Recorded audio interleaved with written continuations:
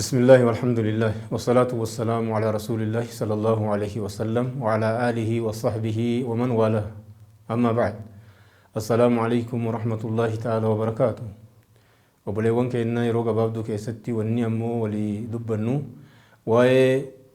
فوق رسول ربي صلى الله عليه وسلم كديجاتي. رسول ربي صلى الله عليه وسلم دلتني قاف عمري نساني وقادي قدمي شنقهن كديجة في daldala mallaqa isiitiin deemanii gurbaa isii gabra isii meeysaraa ka jedhamu waliin duniyaa Khadiijaa fuudhanii Shaamitti deeman. Shaamin dhaqanii achitti waan gurguranii waan bitanii galanii yoo jedhanu duniyaan isaan deemaniin suni tirfii guddaa argamsiifte.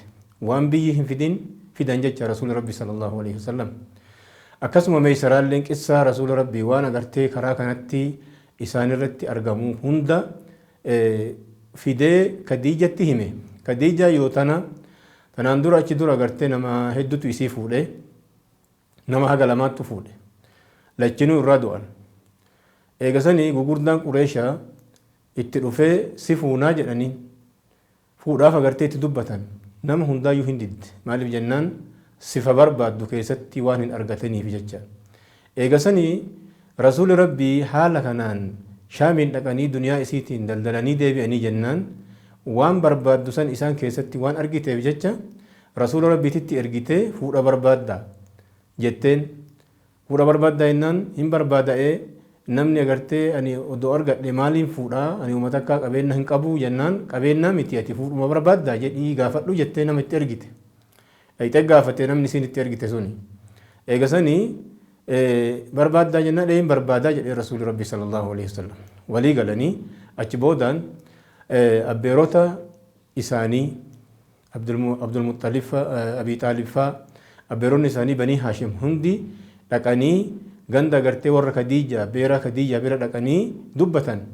Kutbaan qara'amee haasoyni haasayamee kabajni agartee Rasuul Rabbi sallallahu alaihi wasallam qaban dubbatamee eegasanii ni kenni hidhame jecha. Mahriin kenname ni kenni hidhame.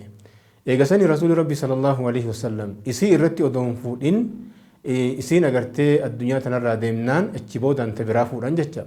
Ilmaan hedduu argatanii ilmaan isaan argatan sun hundi isiitu Khadiijaa irraayi. Ibraahimiin malee Ibraahim ammootu Maariyaat al-Qibxiyyaa ta'a mootiin biyya Masrii Muqawqis kenneef irra argatan jecha.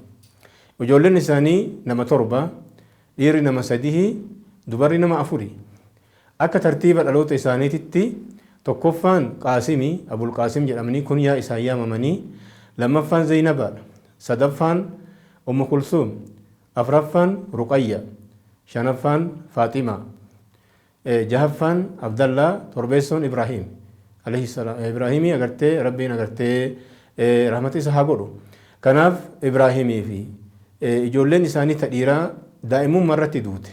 Daa'imummaadhaan duute jecha ijoolleen isaanii. Ibraahimii fi Abdallaan islaamummaa keessa dhalatan. Kuuwwan ammoo islaamummaa dura dhalatanii laakiin ammoo durbi isaanii hundinuu islaamayanii jiran jecha. Islaamayanii isaan waliinillee hijiraa bahanii da'awaa isaaniillee fudhatanii eegasanii ammootu isaan dura duute durbi isaanii martinuu Faaximaa malee. Faaximaan ammoo isaan booda baatii 6 haftee isaaniin booda duute jecha. Kanaaf Rasuul Rabbi sallallahu alaihi wasallam Khadiijaa akka malee jaalatanii akka malee waa'ee isii dubbatanii maaliif jennaan isiin akkana naataate ilmaan illee isirra argadhe wanni agartee wayita biyyi na kijibsiisallee na dhugoomsite wayita biyyi na harramsillee duniyaa naa kennite jedhanii hedduu fadilii isii dubbatanii.